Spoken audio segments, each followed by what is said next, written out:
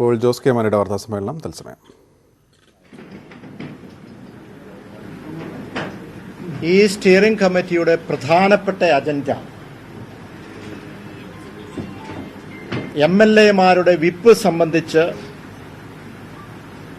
ഉള്ള ഒരു കാര്യമാണ്.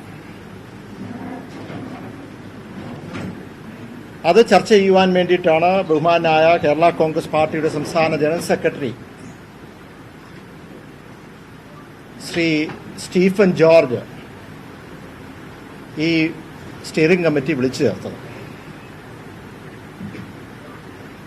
ഈ യോഗത്തിൽ ചർച്ച ചെയ്ത് ഈ പ്രധാനപ്പെട്ട അജണ്ട നമുക്കറിയാവുന്നതുപോലെ കഴിഞ്ഞ 24-ാം തീയതി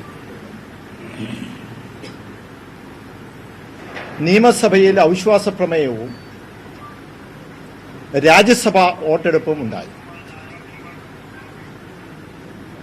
അതിൽ വിട്ടുനിൽക്കുവാൻ MLA-മാർക്ക്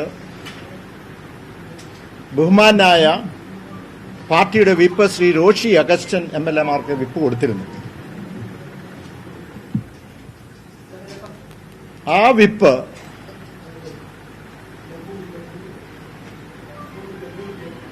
ചിലർ ലംഘിച്ചു. ബഹുമാനായ ശ്രീ PJ-യും ശ്രീ മോൻസ് ജോസഫ് MLA-യും ലംഘിക്കുകയുണ്ടായി. അവർക്കെതിരെ disqualification on ground of defection 1986 rule 3(6) അനുസരിച്ച് ഒരു നിയമ നടപടിയുണ്ട്. എന്നാണോ വിപ്പ് ലംഘിച്ചത് ആ ദിവസം തൊട്ട് 15 ദിവസത്തേക്ക് അത് കണ്ടോൺ ചെയ്യാൻ, അത് വേണോ വേണ്ടയോ എന്ന് ഒരു 15 ദിവസം സമയം കൊടുക്കണം. കണ്ടോൺ ചെയ്യേണ്ടത് കേരള കോൺഗ്രസ് പാർട്ടിയുടെ സ്റ്റിയറിംഗ് കമ്മിറ്റിയാണ്, പ്രധാനപ്പെട്ട ബോഡിയാണ്. അത് ചെയ്യണമോ വേണ്ടയോ എന്നുള്ളത് തീരുമാനം. നാളെ അത് 15 ദിവസം പൂർത്തിയാകുകയാണ്. അതുകൊണ്ട് തന്നെ ഇന്ന് അടിയന്തരമായ സ്റ്റിയറിംഗ് കമ്മിറ്റി യോഗം ഇന്ന് വിളിച്ചു ചേർത്തു. വിളിച്ചു ചേർത്ത് ഈ കാര്യം അവിടെ ചർച്ച ചെയ്യുകയുണ്ടായി. ചർച്ച ചെയ്ത് ഇങ്ങനെ വിപ്പ് ലംഘിച്ചു, ആ ലംഘിച്ചത് നമ്മൾ കണ്ടോൺ ചെയ്യണമോ, പാർട്ടി കണ്ടോൺ ചെയ്യണമോ വേണ്ടയോ. അപ്പോൾ പാർട്ടിയുടെ സ്റ്റിയറിംഗ് കമ്മിറ്റി അംഗങ്ങൾ ഏകകണ്ഠമായി അത് കണ്ടോൺ ചെയ്യേണ്ട, പക്ഷേ ഇതിനെതിരെ ഡിസ്ക്വാളിഫിക്കേഷൻ നടപടി എടുക്കണം എന്നുള്ള ഒരു തീരുമാനമാണ് എടുത്തിരിക്കുന്നത്. അങ്ങനെ വരുന്ന സാഹചര്യത്തിൽ നമുക്ക് ഡിസ്ക്വാളിഫിക്കേഷൻ നടന്ന 31 ദിവസമാണ്. അതിനകത്താണ് സ്പീക്കർക്ക് കൊടുക്കേണ്ടത്. ഈ 15 ദിവസം കഴിഞ്ഞാൽ പിന്നെ അടുത്ത 15 ദിവസം നടക്കും. ബഹുമാനായ ശ്രീ റോഷി അഗസ്റ്റൻ പാർട്ടിയുടെ വിപ്പ് അതിൻ്റെ നടപടിക്രമങ്ങൾ അനുസരിച്ച് സ്പീക്കർക്ക് ഈ 2 MLA-മാർക്കെതിരെ ഡിസ്ക്വാളിഫിക്കേഷൻ അതിൻ്റെ പെറ്റീഷൻ കൊടുക്കുന്നതായിരിക്കും. ഇവിടെ പ്രധാനപ്പെട്ട കാര്യം ഒന്ന്, നിയമസഭയുടെ രേഖയിൽ വിപ്പ് കൊടുക്കാനുള്ള അധികാരം ബഹുമാനായ MLA ശ്രീ റോഷി അഗസ്റ്റൻ പാർട്ടിയുടെ വിപ്പ്. 2, സ്പീക്കർ ഇതുമായി ബന്ധപ്പെട്ടുള്ള കാര്യങ്ങൾ സൂചിപ്പിക്കുകയുണ്ടായി. 3, വളരെ വ്യക്തമായി ഇലക്ഷൻ കമ്മീഷൻ ഈ പാർട്ടിയുടെ യഥാർത്ഥ പാർട്ടി ഏതാണെന്നും ചിഹ്നമാർക്കാണെന്നും ഇതിന്റെ അധികാരമാർക്കാണെന്നും ഇതെല്ലാം വ്യക്തമാക്കിയിട്ടുണ്ട്. ഇതിന്റെ അടിസ്ഥാനത്തിൽ ഇതിന്റെ പ്രത്യാഘാതം വളരെ വളരെ വളരെ ഗുരുതരമായിരിക്കും എന്ന് ഈ സന്ദർഭത്തിൽ പറയാൻ കൂടി ആഗ്രഹിക്കുക. രണ്ടാമത്തെ ഒരു പ്രധാനപ്പെട്ട ഒരു ചർച്ചാ വിഷയം ഇവിടെ ഉണ്ടായത്,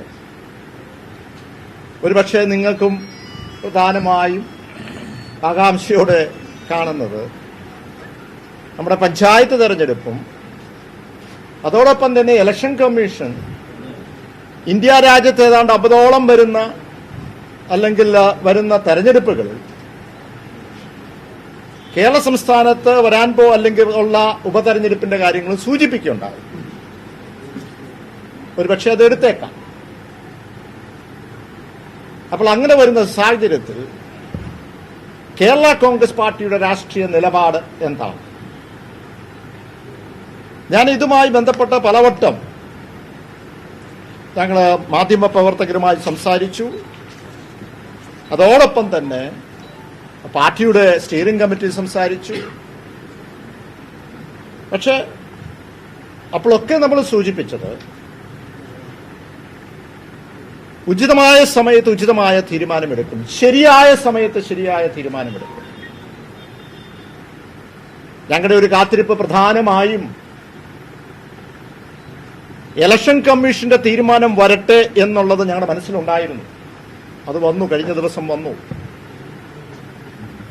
ഏതൊക്കെയാലും അധികം കാത്തിരിക്കേണ്ട കാര്യമില്ല. ഈ പഞ്ചായത്ത് തെരഞ്ഞെടുപ്പിന് മുമ്പ് ഇത് സ്റ്റിയറിംഗ് കമ്മിറ്റി മുന്നോട്ട് വെച്ചൊരാവശ്യമാണ്. വളരെ വേഗത്തിൽ തന്നെ ഒരു രാഷ്ട്രീയ നിലപാട് കേരള കോൺഗ്രസ് എടുത്തിരിക്കുന്നു.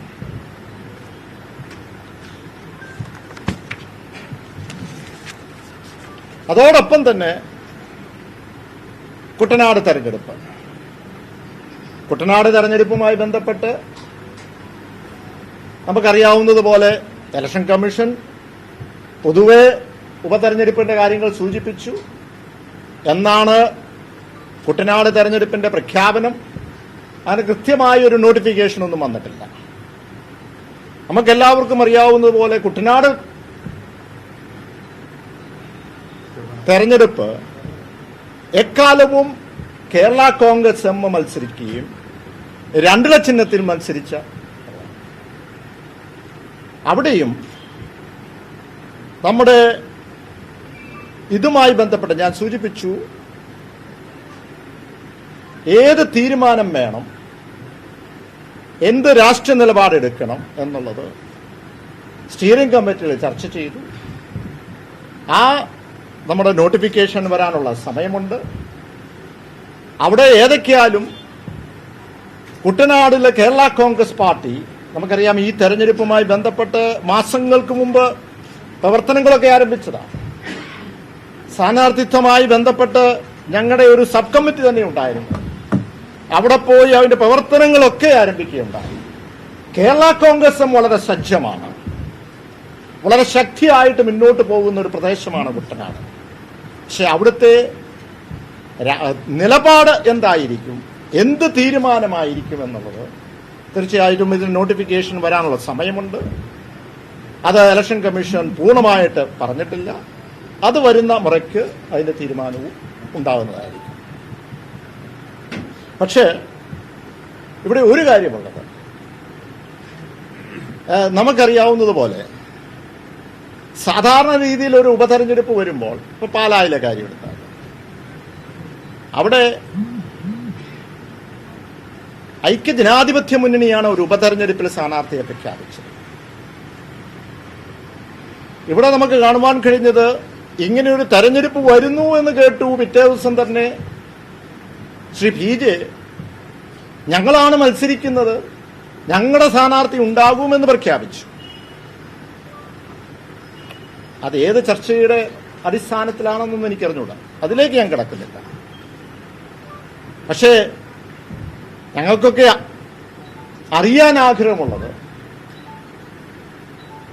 ഏത് ചിഹ്നത്തിൽ അവർ മത്സരിക്കും, ഏത് മേൽവിലാസത്തിൽ അവർ മത്സരിക്കും. ഒരു കാരണവശാലും കേരള കോൺഗ്രസ് എമ്മിന്റെ മേൽവിലാസത്തിലോ 2 ചിഹ്നത്തിലോ ഒരിക്കലും അവർക്ക് മത്സരിക്കാൻ കഴിയില്ല. കാരണം എന്താ? വ്യക്തമായി 2 ചിഹ്നവും കേരള കോൺഗ്രസ് പ്രസ്ഥാന എമ്മും അത് ഞങ്ങൾക്ക് അവകാശപ്പെട്ടതാണ് എന്ന് കൃത്യമായിട്ട് പറഞ്ഞിട്ടുണ്ട്. അവിടെ നമ്മൾ കണ്ടു, UDF ഒരു സ്ഥാനാർത്ഥിയെ പാലായി പ്രഖ്യാപിച്ചു.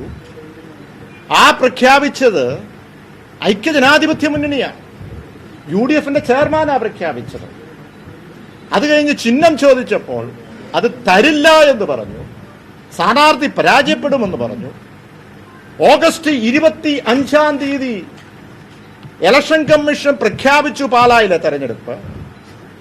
ആ ഓഗസ്റ്റ് 25 മുമ്പ് ഓഗസ്റ്റ് 23 തന്നെ ബഹുമാന്യ PJ ഇലക്ഷൻ കമ്മീഷന് ലെറ്റർ എഴുതിയിരിക്കുന്നു. എന്താ? പാലാ ഉപതെരഞ്ഞെടുപ്പിൽ കേരള കോൺഗ്രസ് എമ്മിന് സ്ഥാനാർത്ഥിയില്ലേ എന്നും 2 ചിഹ്നം ആർക്കും കൊടുത്തിട്ടില്ല എന്നും ഇത് കൊടുക്കാൻ പാടില്ല എന്ന്. UDF ദുർബലപ്പെടുത്തുന്നതല്ലേ? ഇതാരും കണ്ടില്ലേ? അവിടെ അത് സംഭവിച്ചു. ഇനി ഇവിടെ എന്താണ് സംഭവിക്കുന്നത്? കാലത്തിന്റെ നീതിയാണ് അല്ലേ? എനിക്ക് അതിൽ കൂടെ ഒന്നും പറയാം.